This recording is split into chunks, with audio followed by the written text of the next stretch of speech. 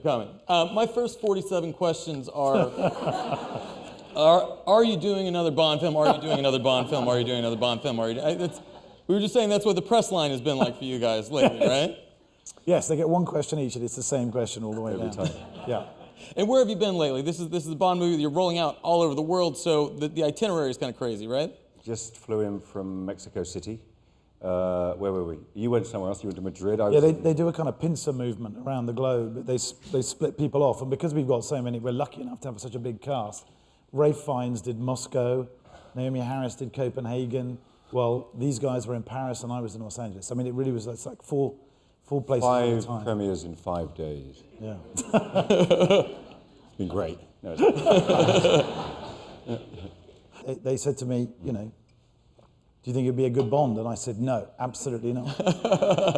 Because, and I'm not joking, actually, that someone called me from Entertainment Weekly and said, you know, asked for a comment on my friend Daniel, who I'd worked with in Road to Perdition, and I said, I don't think that's such a good idea, because at that point, Bond was a urbane, eyebrow-raising, knowing, slightly camp figure. And I just thought, well, how is this person who brings with him all this truth and power and rage and, and hurt and vulnerability going to work in that part? I didn't understand how it was going to... Here we are. Yes. Yeah.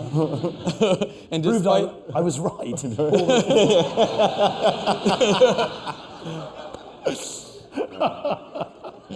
You lose some, you lose some. And despite his whisper campaign and his attempts to sabotage you, you don't return the favor. You put his name in the hat for Skyfall. It's just...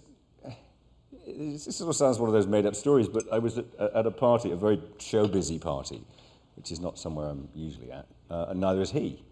And we hadn't seen each other for 10 years, maybe, I don't know, whatever. And anyway, Sam turned up, and I said, let's go and sit down and have a drink. And as I was sitting with him, this sort of like, Andrew Scott moment happened, whatever, something just... And I just went, do you want to try out the next movie? And he kind of looked at me like I was, this wasn't my place to be offering this job, and it certainly wasn't my place to be offering the job. But I was drunk, so... Evelyn Waugh and alcohol. Yeah. That's how this all came together. Yeah. What else do you need? And I just said, do you want to do it? And he looked at me kind of like I was crazy, and then went, yes. And I made a phone call to Barbara Broccoli that night, and I said, what about Sam Mendes? And she went, will he do it? And I went, yeah, I think he might. Yeah. And here we are. Well, the scope of this film is enormous. We start off in Mexico City, we go through Rome, back to London, the Sahara, Tangier. As you're in that early script development stage of this film, where do you what's the starting point? It's the story. I mean, the sort of the big set pieces, they evolve, and you kind of have to trust that they will. Because you've got to get the story right, and if the story doesn't hold together, and if it doesn't, if it doesn't have any proper through line, then you can have the best stunt sequences in the world. It's not going to make much difference. So that's where most of the hard work is done at the beginning, and then, the creatives are brought in, and the creatives being production designers like Dennis Gassner, but then, just as important, someone like Gary Powell, who's the stunt coordinator, and Chris Cobalt, who is, what is his title? Head of Special Effects. Head of Special Effects, who are there to say, what can we do? How can we top the last one? How can we top any other action movie that's out this year? I mean, there seems to be so many mountains to climb, but they're brilliant, and you kind of wind them up and off they go. It's fascinating to see the competition among these franchises. The franchises are bigger than they've ever been before. Well, you said it. I mean, when these came out, this was it. Right. James Bond was the only movie of this type out, and now every year there's 10. I don't know. I mean, it's more, at least more, maybe. Yeah. I feel like it's like people started talking about like pro sports. Like, well, the vampires did pretty well last year. So the Star Wars is coming up. The dinosaurs are doing all right this season. Look, and honestly speaking, it's a healthy film industry, and hopefully, the bigger movies are being made and they trickle down. And you can make the smaller movies. I mean, it doesn't always work like that, but it's good to be in a little competition. It's good to have we should be making the best movies we can. And this film, it's got the feel of a lot of the 60s, 70s films, but just bigger and more modern. Do you feel like you're also kind of in competition with the past films in the franchise, and you want to top say, so you have a train sequence in the last film, a train sequence in this film. So there's scenes that I can see echoes of in the past movies. Do you feel like there's that pressure? Yeah, well, yes and no. I mean, I think that, as far as action sequences are concerned, I mean, speaking as someone who's tried to now put together several in 2 movies, there's planes, trains, automobiles, and motorbikes, and that's it. You ain't going to get any spaceships. You can't fly. You haven't got. You can't turn blue and become a mutant or whatever the hell. You just got. And there's a limited number of things you can do with this. It's like a Rubik's cube. How can I put it together? And I don't know who said the line. You need to make the strange familiar and the familiar strange. But that's kind of what it is. You're trying to. You can only play with so many elements. It's the way you put them together and how you yoke them to the story. That's hopefully interesting.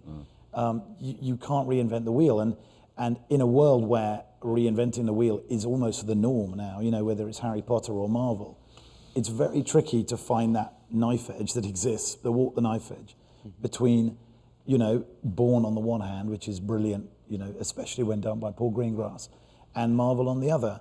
Bond is in this very, very narrow, you're threading a needle.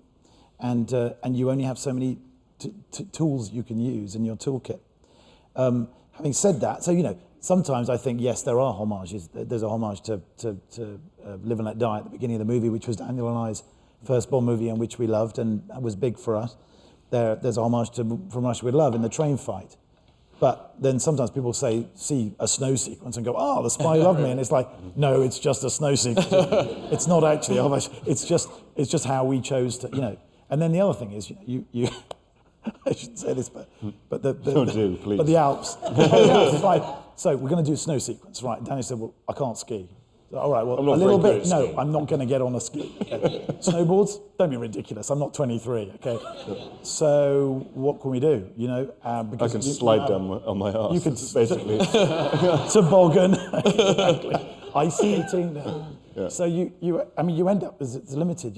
It's very limited what you can achieve, because you can't do what bless him Roger Moore did in Spy Love Me, which is stunt guy in a wide shot and then cut to a close up of Roger with his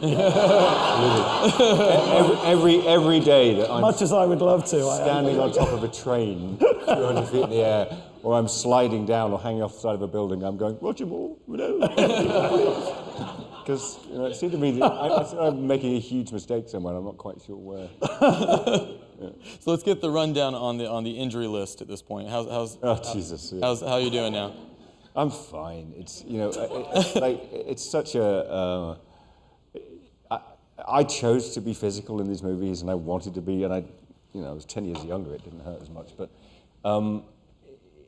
I still am, and I still want to. There's a fight sequence in the middle of this movie with a wonderful guy called Dave Bautista, who is used to be a professional wrestler and moves brilliantly.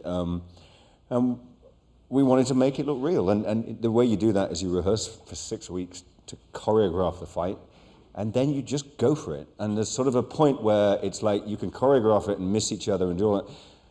Sometimes you don't miss, and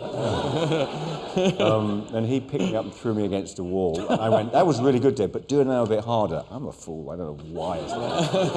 And he picked me up and threw me against the wall, and my leg went one way, and I went the other way, and I tore my meniscus in my knee. So. But then I came back from surgery and went back and I broke his nose.